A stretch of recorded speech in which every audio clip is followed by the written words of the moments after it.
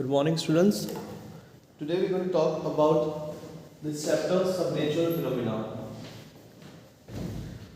So far we have talked about electric charges. Let's recapitulate from starting. So dear student, you might have learned about some natural phenomena like cyclone, storm in your class 7th. In a similar way, in this chapter we will talk about natural phenomena like lightning, earthquake, how does it occur and how they are measured and so on. But before that, let's talk about basic topic, electric charges, electric current. Let's start. So dear student, what do you understand by electric current? As I told you, current means flow. Like air current means flow of air, water current means water is flowing. Similar way, when I say electric current, it means flow of charge. So what are electric charges and electricity? So first of all, electric current is a flow of charges. Now water charges, that also I have explained you in the previous lecture, that electric charges are, it can be positive charge or it can be negative charge, because any matter is composed of atom. Atoms have charged particle, like electrons is negative charge, protons is positive charge, neutron is neutral. So the flow of charges, flow of electron is called electric current. Now, how these charges are produced? So let me tell you a history regarding this.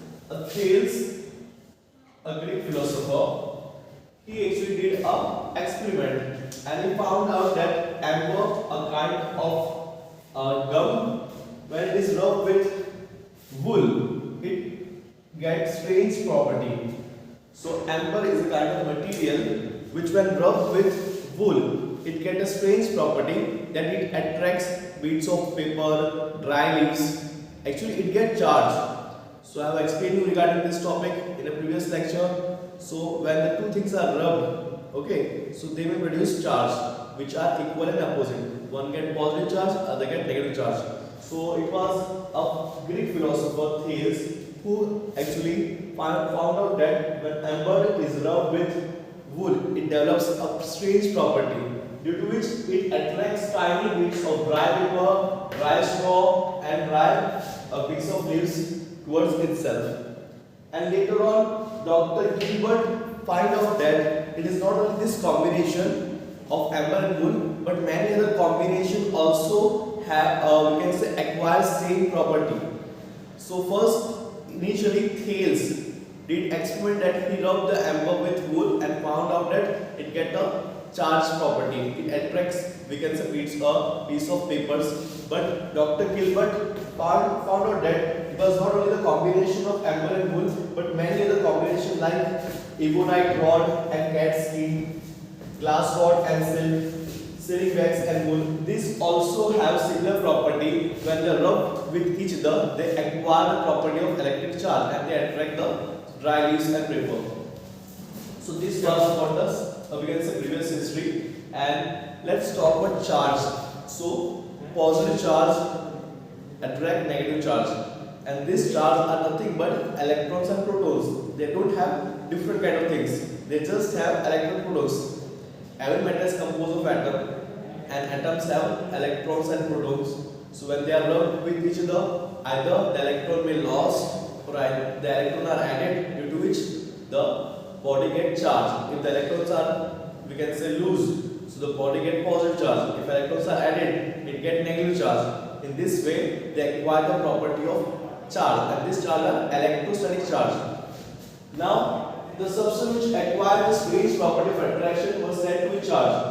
और इसी तरह से दो substance को जब रब करेंगे या किसी भी तरीके से उसको चार्ज करेंगे, है ना, तो वो सब्सटेंस को हम बोलेंगे दे गेट चार्ज. वो पहले न्यूट्रल हो सकते हैं सब्सटेंस, उनको इस तरह से जो, जैसे कि एम्बर और वूल को आपने कोम बालों में ड्राई की है, ड्राई आयर में फिरा के वो चार्ज हो जाती है.